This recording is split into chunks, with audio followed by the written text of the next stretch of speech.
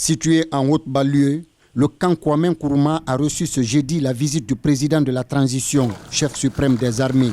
C'est dans cet établissement d'enseignement militaire que la carrière du président colonel Mamadi Doumbouya a pris un tournant décisif il y a environ 11 ans. Quand je suis venu en Guinée en 2011, il y a 11 ans à peu près, j'ai été affecté au centre d'instruction d'infanterie de kilomètre 36 au camp Kwame Nkrumah, à la sortie de Conakry, comme instructeur. Puis je suis devenu directeur des études.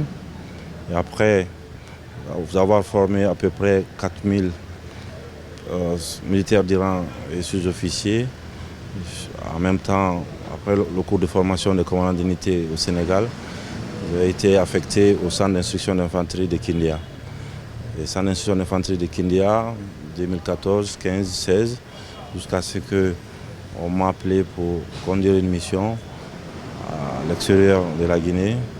Après, je suis passé commandant du groupement des forces spéciales où nous avons recruté, formé et commencé la phase de montée en puissance de cette unité et où j'ai eu mon affectation à Forikaria. Donc à Forikaria, vous savez, 2016, 17, 18, 19 jusqu'en 2020, 21, où nous sommes venus à Conakry pour cette fois-ci prendre en main le destinée de notre pays. Cette garnison militaire a en son sein le groupement d'intervention rapide GIR et le centre d'instruction d'infanterie kilomètre 36. Son personnel se réjouit de cette visite de travail du président du CNRD. C'est une joie, une immense joie, et ça nous réconforte à plus d'un titre. Comme vous le voyez, il a indexé son doctorat là où il dormait, avec Lorraine. Vous voyez, il est en train de visiter là-bas comme ça. Et on était sur le polygone ici jusqu'à 3h, 4h du matin. On travaille avec les élèves.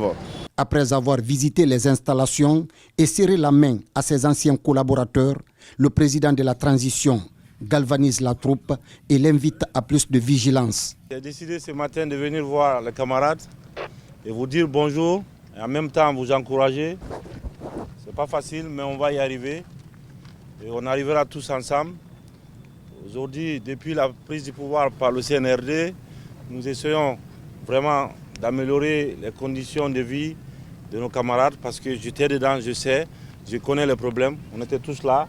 Il y a mon dortoir juste derrière là-bas, donc il faut continuer, c'est pas évident, c'est pas facile le polygone là, mais seul le travail nous permettra de sortir de tout ça. Je vous encourage, il faut continuer à bosser et surtout serrer les coudes, c'est important. Il faut faire face à notre destin qui est aujourd'hui les défis sécuritaires liés à tout ce qui nous entoure, vous le savez. Pour ce faire, il faut de l'entraînement, c'est pourquoi je tiens beaucoup à l'entraînement, surtout à l'instruction aussi. Dans le plan d'action des nouvelles autorités du pays, figure en bonne place l'amélioration des conditions de vie et de travail, mais aussi la formation et la qualification du personnel militaire.